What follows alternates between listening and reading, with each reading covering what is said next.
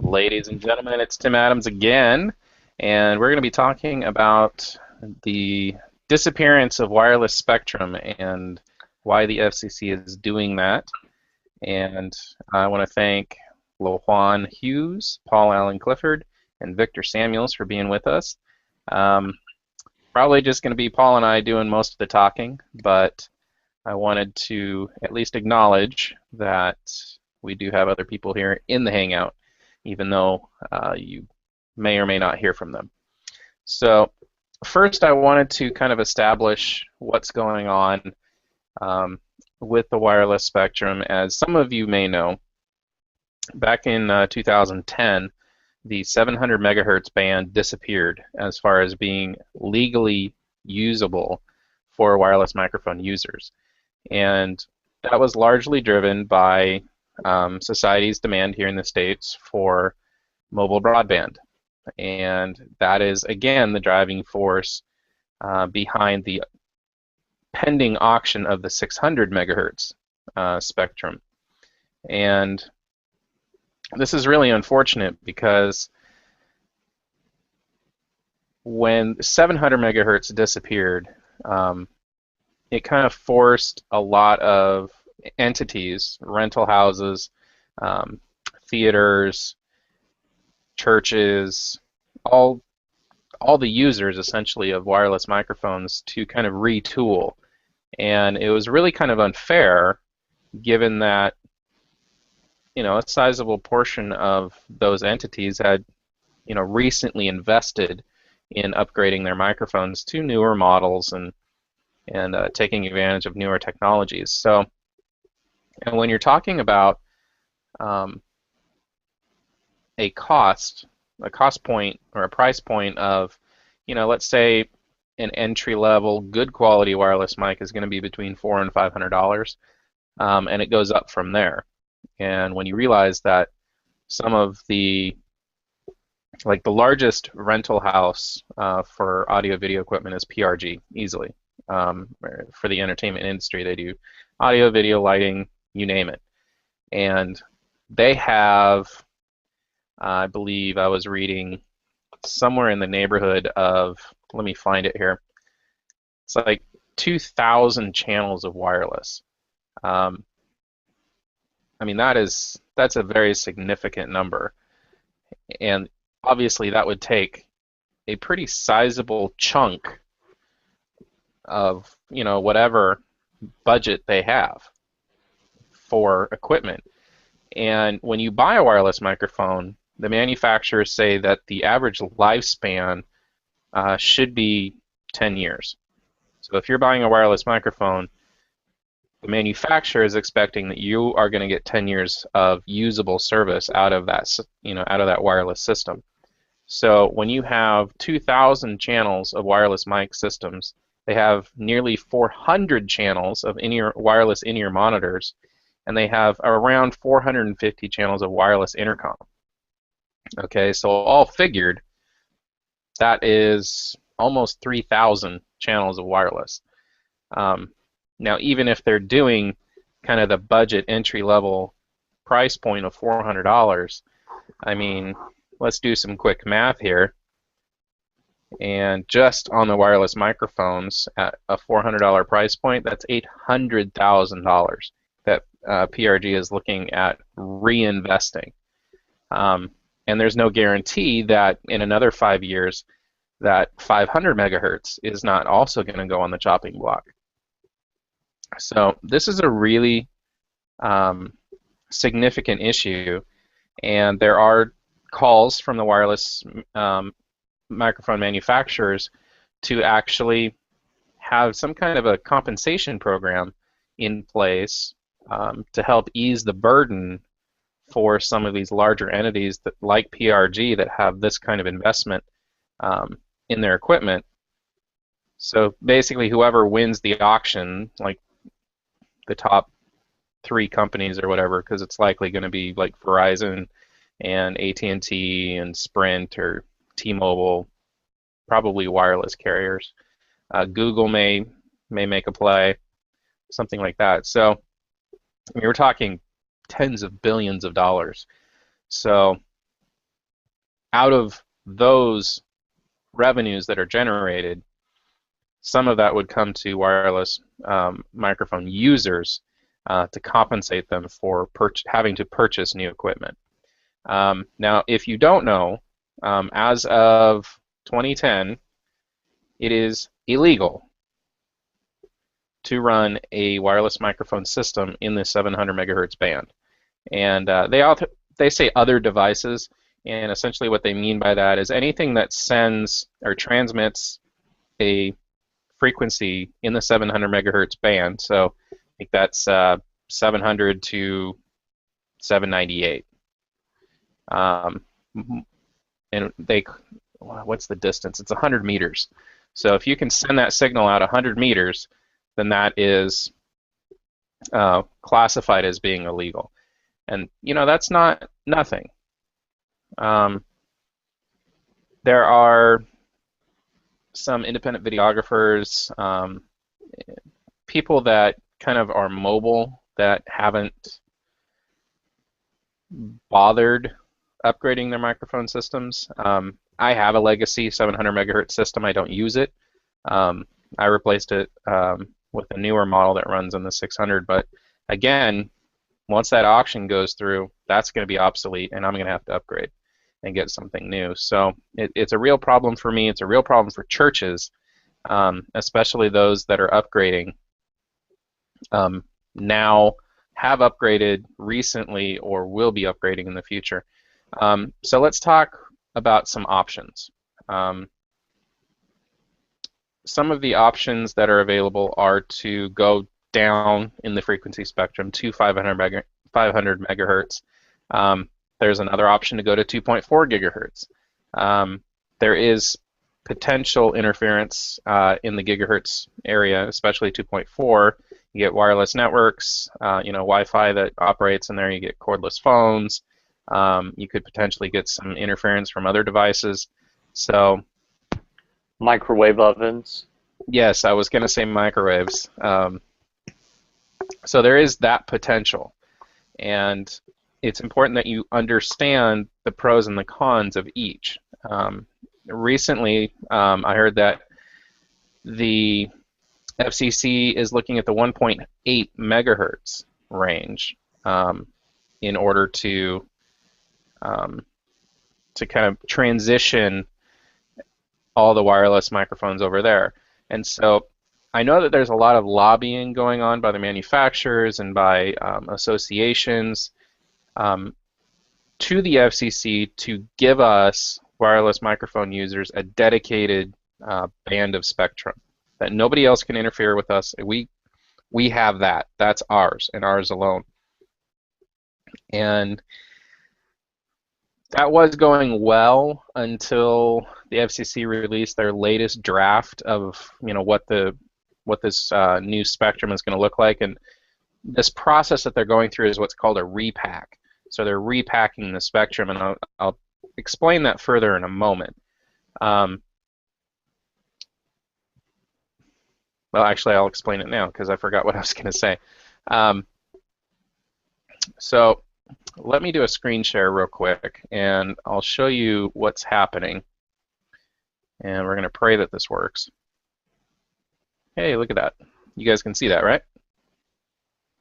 Okay, good.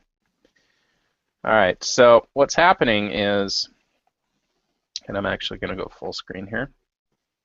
So up here, okay, this is, as it says, about 20 years ago, analog TV, okay, and the green bars, the vertical bars here, are TV transmitters, okay, and the blue lines indicate wireless microphones, okay, so that's a lot of spectrum, which is why we weren't really getting the interference. Well, then we had this transitional period when they sold off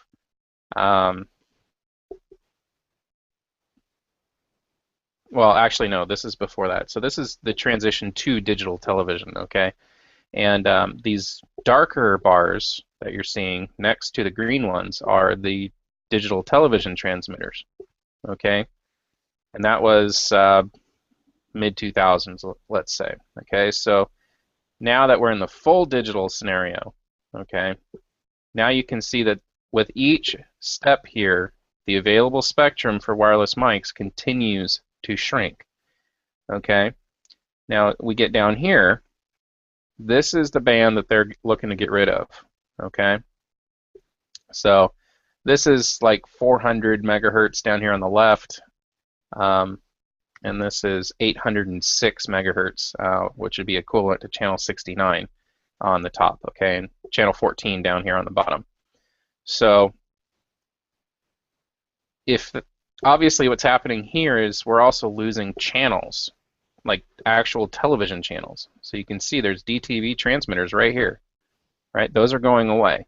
So essentially everything channels 37 and up as far as terrestrial broadcasting over the air, okay, so this shouldn't affect your satellite or cable too drastically. But as far as your over-the-air local signals, let's say, those are disappearing. 37 and up, they're going away. And what's happening is the FCC is asking for television stations that are channel 37 or up to voluntarily move to a different channel that's lower. So it's below channel 37. And so what they're doing is they're taking available spectrum and they are compressing it. So all those channels, like here in the Portland area in Oregon in the Northwest, we have channels 2, 6, 8, 10, 12, 22, 24, and 32, which will be available to us. So there's a lot in between 12 and 22 of open space, and likely channel 49, let's say, and channel 37 that we have here will likely be moving down into the teens. So let me bring it back to me. So, Paul, does that make sense? Yeah, it sure does. Okay, because it's kind of complicated in what they're doing, and sometimes it can take your brain a little while to wrap around it. It took me probably 4 months after I heard this last year that they were planning to do this. So the entire television station, channel, that's all going to get just completely redone, let's say. So channels 49 is going to be channel 14, and we're going to have to relearn the old channel dial. But what that means for us using wireless microphones is we started with a spectrum this big, and we're going to end up with a spectrum that big. Okay, which means, especially in places in large metro areas with, a higher per capita or churches per capita than, say, more of the rural, I hate that word, or those churches and environments away from big cities won't have as large of issues potentially. But for those in large urban areas like where I live, you're going to have a lot of issues. Now there are some things that are promising from the FCC.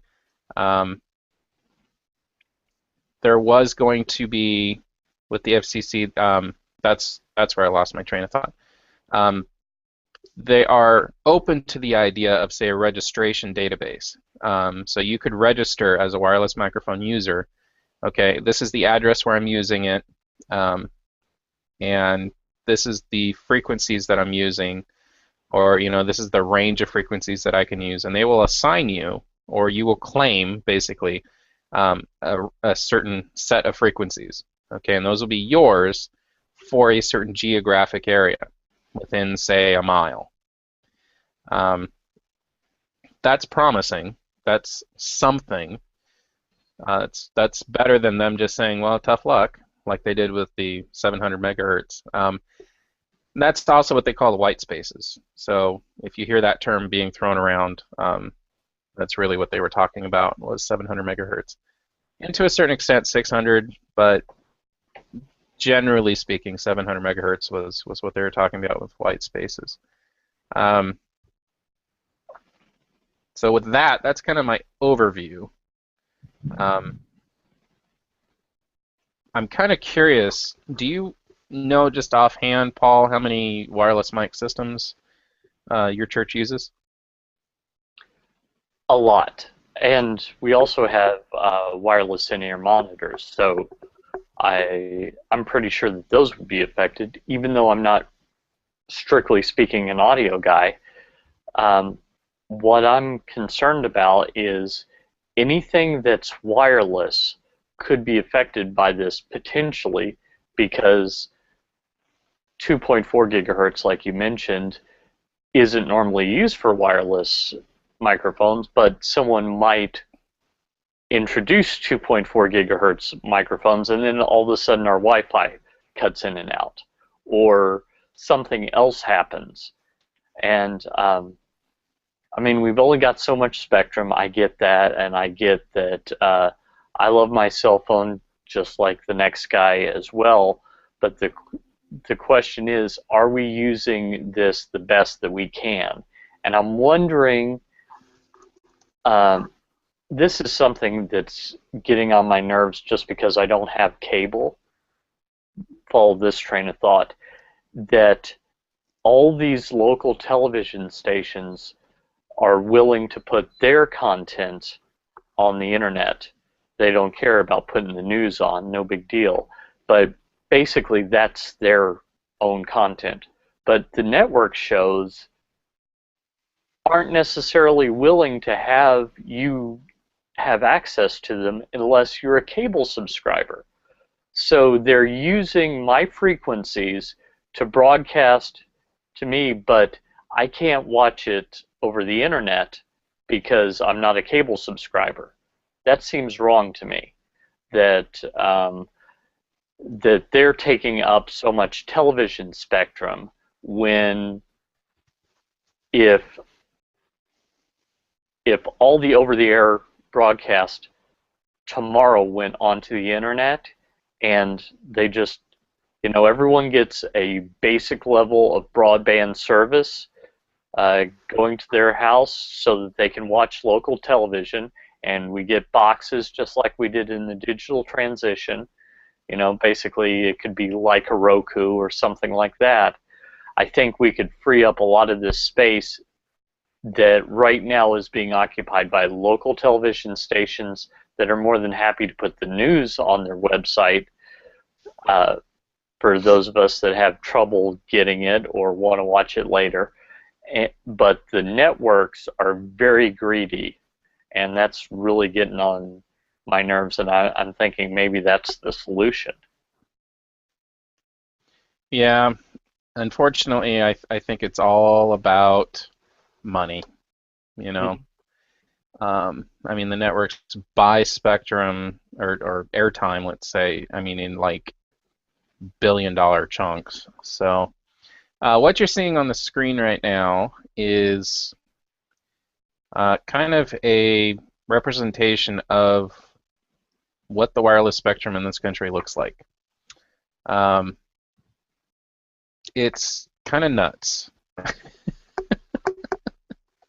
So let me see if I can lead you through this here. Um, so can you guys see my mouse? Yes. Yes. Okay. Well, zooming in doesn't really help.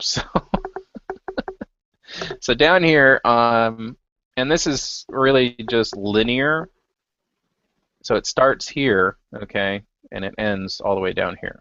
So just so you understand how that's working. So this is 3 kilohertz, and then way down here, the very end is 300 gigahertz. I don't know what operates up in that range, but it's craziness. So kind of where we're looking for our immediate purposes.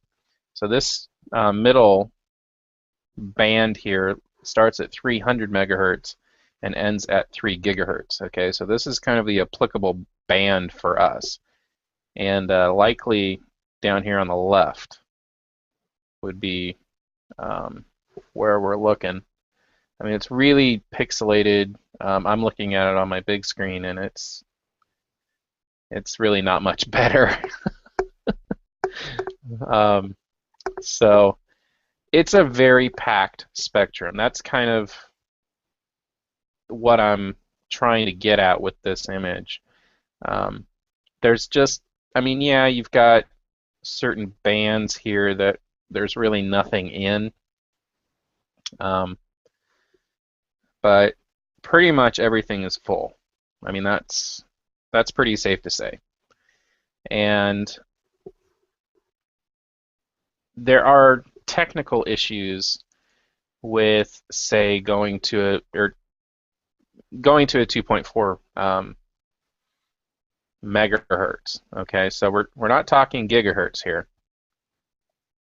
We already talked about 2.4 gigahertz being noisy. You get Bluetooth and Wi-Fi and cordless phones and microwaves and all kinds of things. Now, if a manufacturer like Audio-Technica makes a 2.4 gigahertz microphone product and claims that it plays nice in that range with not only everything else that's in that spectrum, but also well enough that they can operate 8 systems simultaneously, I tend to take that at their word because they have a vested interest in not fudging those numbers or those claims.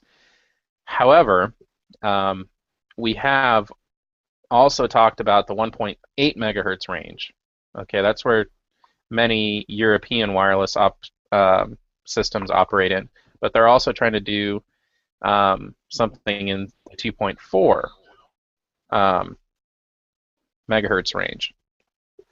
And so the problem with that is the higher the frequency, okay, the more power it takes to transmit that signal.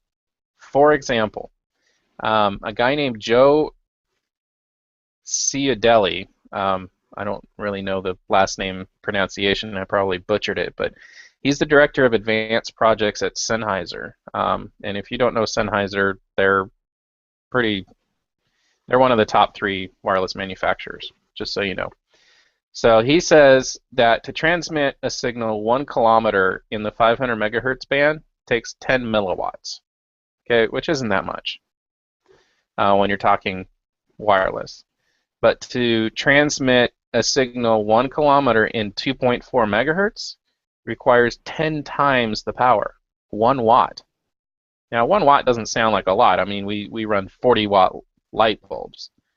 But when you're talking about punching a signal 1 kilometer, I mean, I'll let Paul do some talking here, and I can look up how many feet that is, or how much of a mile that is, whatever. But that's not nothing. I mean, most of these signals go 100 meters, if you're lucky, 300 feet, right?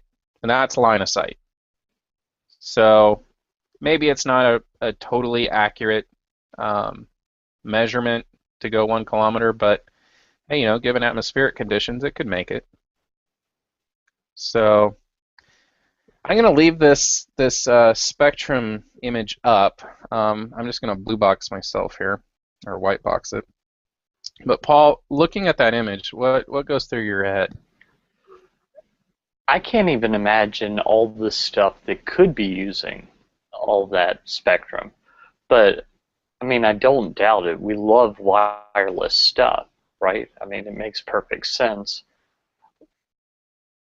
Wireless cell phone, wireless mouse. We don't like wires, so we want not to have them. And by the way, in your cell phone, you've got 4 radios. Let me see here. You've got your Bluetooth radio, you've got your cellular radio, you've got, if you've got NFC, well, that's really near field, so maybe that's not as big an issue. Let's see here. Seems like there's GPS. GPS.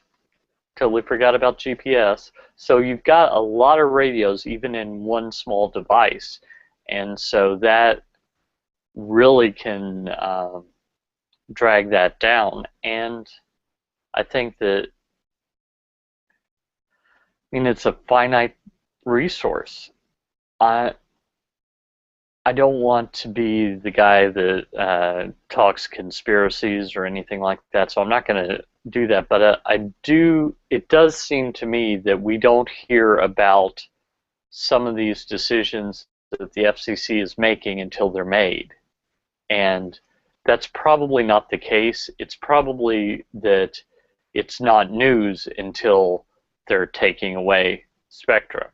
So that's I think that that's something that's at least somewhat problematic. That I was looking at Sennheiser mics. I don't have budget for one, but if I did, I would totally buy one. Except earlier this year, with this happening, later on this year, you could still buy a Sennheiser mic in the wireless frequency range where it won't work at the end of the year. So that, if you're like me, I'm bootstrapping everything that I'm doing and I don't have money to waste. Sure, maybe the big rental houses, it's a big hit to them, but it's a big hit to the solopreneur who saves and saves and says, maybe I'm going to delay getting health insurance because anyway, totally different discussion, but whatever, saves and saves to buy one of these things only to find out that once you take delivery of it, you can use it for 3 months. That is horrible in my mind. And same way with small churches, that you could have a wireless microphone system that you finally got only to find out it's useless almost immediately. Not good. Not good at all. Well, no, and this isn't really even so much a question of stewardship at this point on the church side. This is a question of stewardship on the government side, because they're making sweeping changes to, yes, accommodate what we're demanding.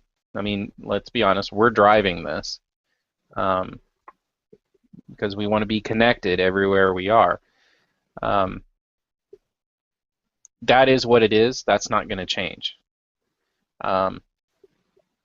But given that the last sweeping change they did that drastically affected us was only 3 years ago, I mean, you're talking about churches that I helped buy stuff from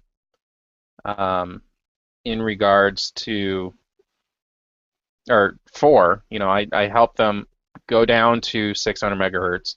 I helped them now go down to 500 megahertz, and now that even that's going to be going away, and depending on who you talk to, this is set in stone, it's not set in stone. All I'm going to say is it's a fluid environment right now.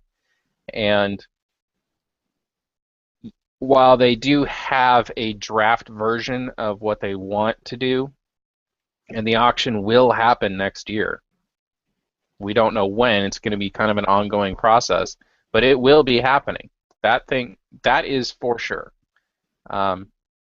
Now, there's going to be a lot of time from the time that the auction ends to the time that all of this repacking is done. Because if I'm a TV station, it's not necessarily so simple for me to change channels. I got to get a new transmitter up on the tower. I got to get a new transmitter from the station to the tower. I mean, those are two not very inexpensive purchases that I have to make. Now, those who voluntarily do this will get compensated from some of the revenue that's generated, but still, that's going to take time. So we're looking out at this point 3 years. before this is all said and done. So it's not like you got to upgrade now to something. Um, Otherwise, January 1st, you're done. You're illegal. No, it's not going to be like that. However, I am trying to get this information out there because a lot of people, like you said, Paul, they have no clue. This is not being communicated by the government, at least. I mean, the FCC is one of those organizations where it's like, we'll put the news up on our website, and if you're curious, you can find it there. They're not necessarily going out to all the press release outlets and taking out advertisements and that kind of thing. There's no PSAs about this.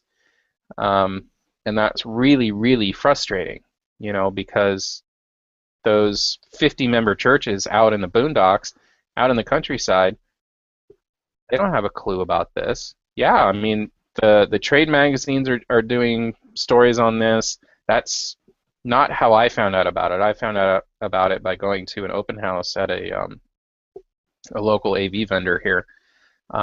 Really took me by surprise because, again, this only happened 3 years ago, and now we're going through it all over again.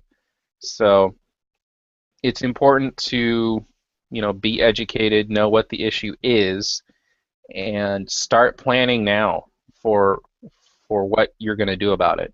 Are you just going to hope for the best and operate illegally? Well, you probably got a good year and a half, maybe 2 years before you become illegal in 600 megahertz. If they do actually roll out the database, the registration, that's potentially an option for you to kind of stay legal in the 600 megahertz. However, it has been brought up that some people in the industry are a little apprehensive about something like that, given the fiasco that was healthcare.gov. So the likelihood or the collective faith in the government being able to deliver a registration database system that actually works properly, yeah, there's some skepticism there. So do you move to 2.4 gigahertz? That's what I'm recommending, just because it seems like it's best just to get out of that spectrum band completely, because again, this is the second time in 6 years that they're getting rid of spectrum. Is 500 megahertz next up on the block? Who knows? So I would rather go up than down, but I don't know. I could be caught looking the wrong way, making the wrong call. So there is no one right answer, I guess is the point. But make sure that you know what's going on. Make sure you keep current on it. I'm going to do my best to put the information out there. But, man, changes are coming, and they're pretty drastic.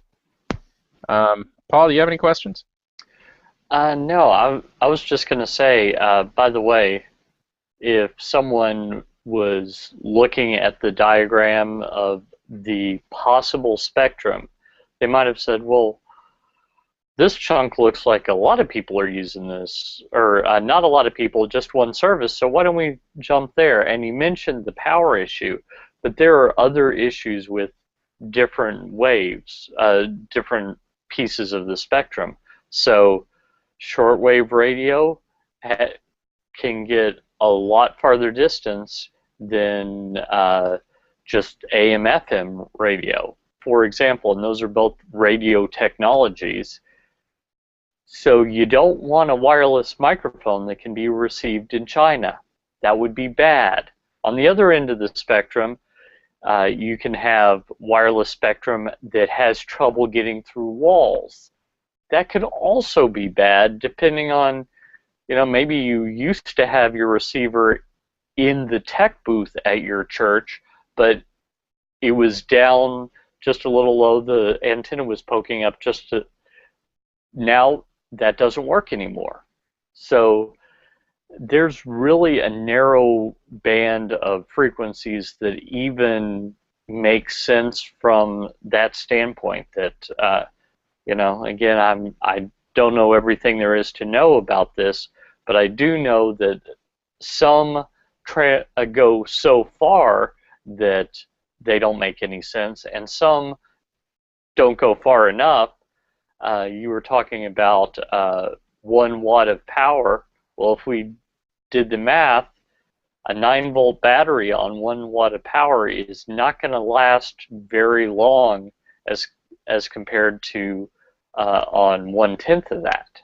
So if you're trying to send a signal, let's see, the 5.2 gigahertz range. There were some cordless phones that did that, and some Wi-Fi that uses that. So let's say you say, well, 2.4 gigahertz, that's too crowded. We use microwave all the time. I used to work in tech support. Occasionally we'd have Wi-Fi issues and with one of our products, and one of the questions I'd ask is, how close are you to the kitchen? Because could be that it works perfectly fine until someone makes popcorn, then it quits working. Because this was an AV remote that worked on wireless, it's possible that when they went to make the popcorn to watch the movie, they no longer were able to use the remote to watch the movie. So it's all kinds of screwed up, and I don't know what the answer is. I I wonder if it's something like just starting out over from scratch instead of like at the beginning of the 20th century it was wide open, and so they just put stuff wherever they wanted to, and now it's really crowded. Maybe it makes more sense to start over and say, okay, if we can put it on the internet, let's put it on the internet, and let's make it so that everyone can use the internet for things that don't require low latency. So watching television on the internet, radio, that could be internet. A lot of stuff could be internet because, if it's a second or two behind, who cares? So that's a possibility, but I just don't know. I'm not an engineer on that level, but maybe like the energy crisis of the 70s, maybe we're heading into a wireless spectrum crisis, and something will break where we start to see solutions that we just quite frankly haven't thought of yet. And I hope that's the case, because I like wireless microphones, I like wireless in-ear monitors, I like wireless internet, I like all these wireless things, and wireless charging, I don't know, would that affect something?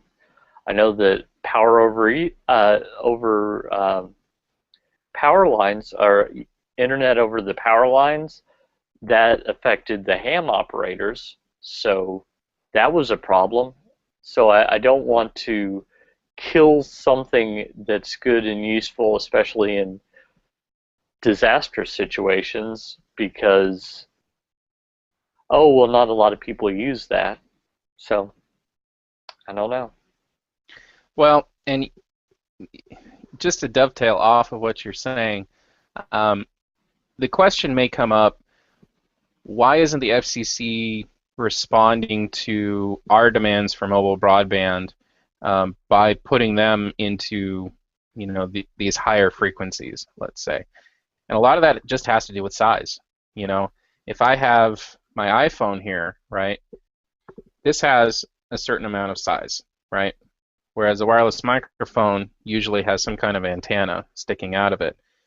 Well, we as consumers, we don't want antennas sticking out of our phones. It's bad enough when you got earbuds sticking out, or if you're on a Droid, maybe you've got some kind of device attached to it all the time, or you've got a battery case, that this sits in that makes it twice as big.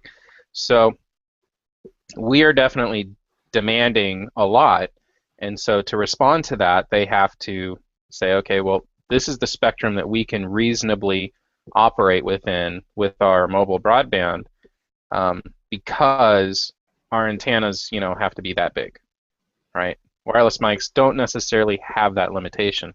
So that's kind of the answer to that question.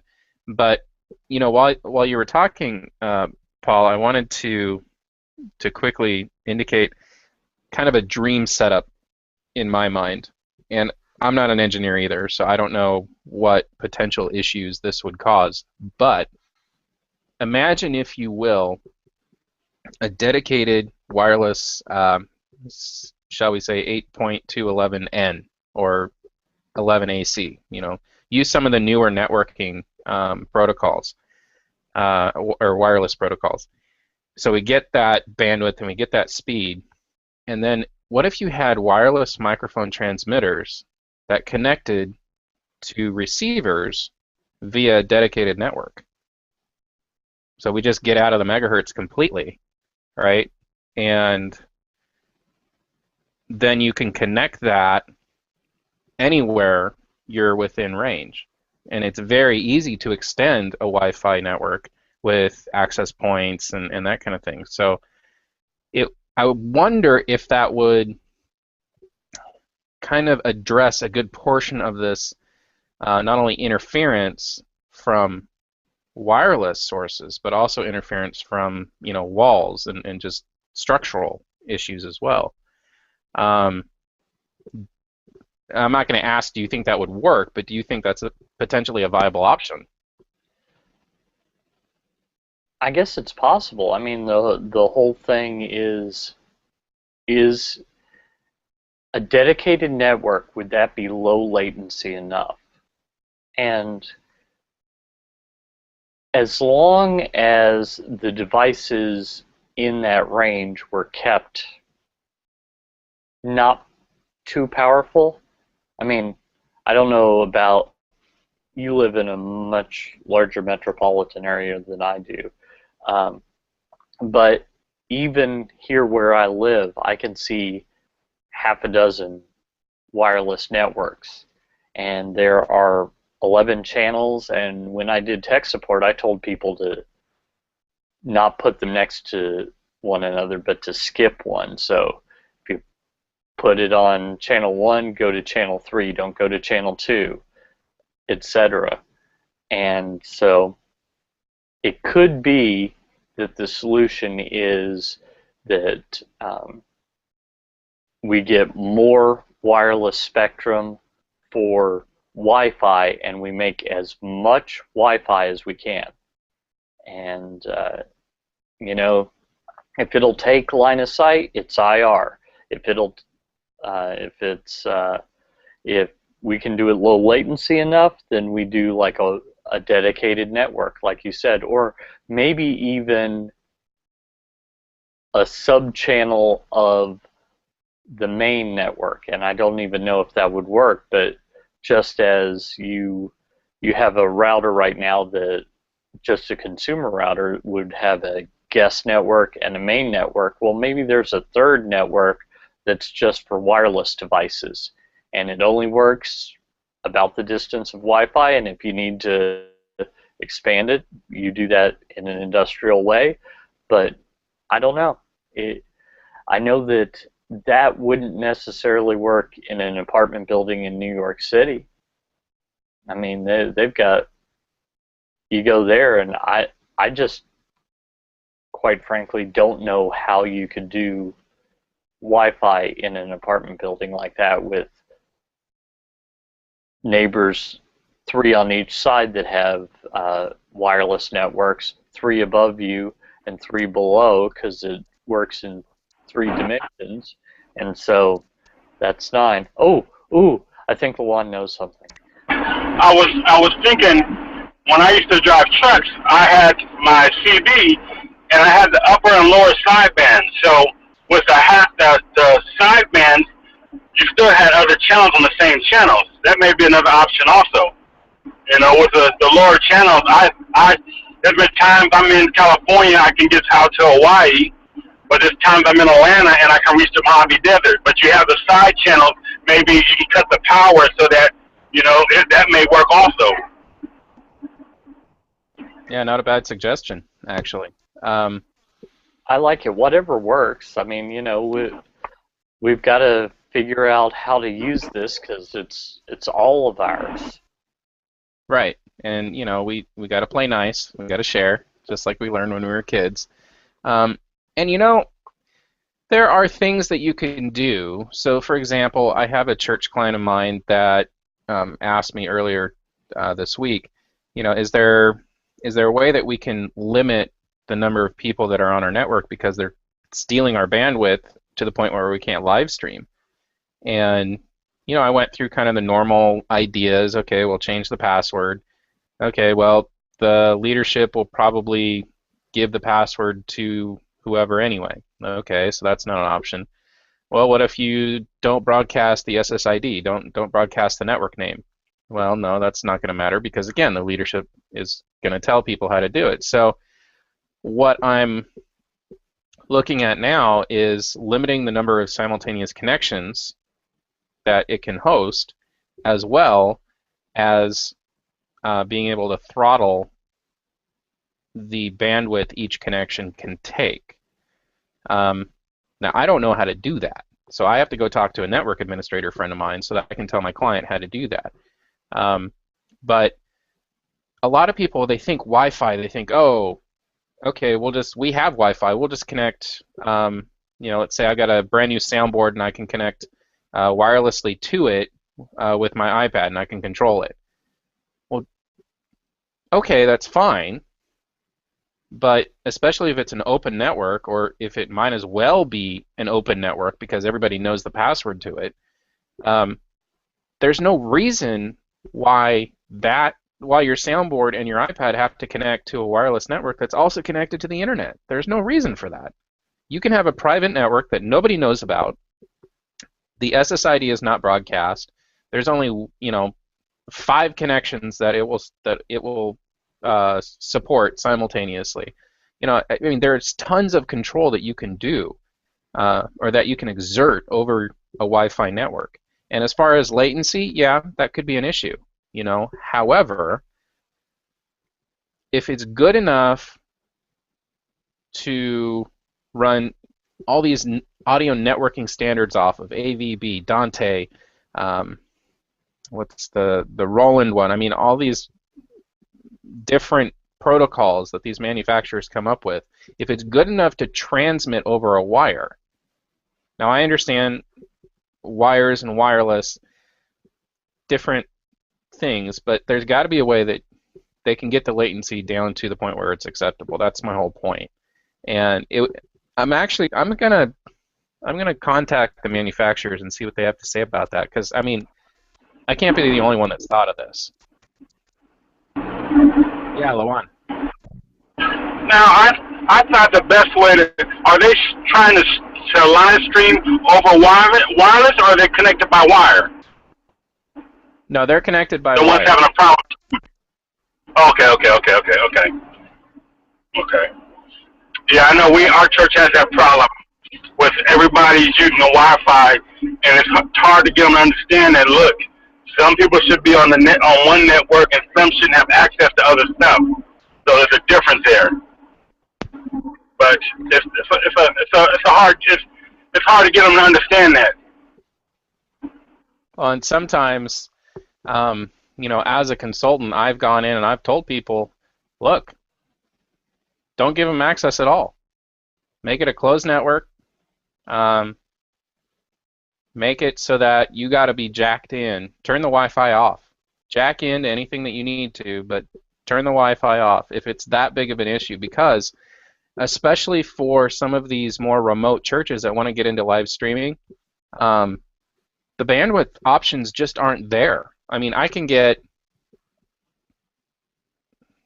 the local DSL provider here is claiming that they'll give you 100 megabit service, okay, which is insane, okay. I mean, here where I'm staying right now, we get 50 megabit down, okay, and we get something like 20 megabit up. It's ridiculous, okay. But if you're out in the countryside, you're going to be lucky if you get 5 meg down and 1 meg up, right? And I'll get to you in a minute. I'll get to you in a minute, Paul. I see you. Um, and a lot of people don't understand. They say, okay, well, I've got a 10 megabit down. That's plenty of speed. Not when you're streaming, because you're sending signal the other way. You're sending content the other way. So you got to look at your upload speed. All right, Paul. That's exactly the point I was going to make, was that upload is really what matters in streaming. And sure, it's the case that on a wireless network, most people, their requests up are going to be pretty small versus what's coming down. So that's less of an issue. But yeah, if you only have, let's say you have, the only thing you can get is 1 megabit symmetrical. That's what I started with. And just me, in the summer, I had problems when my now 13-year-old daughter decided to watch YouTube, because I could send stuff up, but what's coming down wasn't very good. So it kind of messed things up. I couldn't do a Google Hangout like this because the picture coming from you, for example, Tim, it wouldn't be there. Now I could go up okay. Now multiply that by 10 or 100 or potentially 1,000, and that's the kind of problem we're dealing with. I'll tell you how we solved it at our church. We have 2 connections, and they're both cable modem connections, and I don't know if this is normal or if I heard something wrong. I'm not a networking guy. I can handle my home network, but beyond that, not so much. But what I heard was that they allowed us to get these 2 connections and re-provision them in whatever way we wanted to, so that basically we had the public, oh yeah, feel free, get on that. It's limited to 500 kilohertz in both directions. Have fun. You do whatever you want for that. The rest of the bandwidth, and this is a pretty beefy signal, is mostly streaming.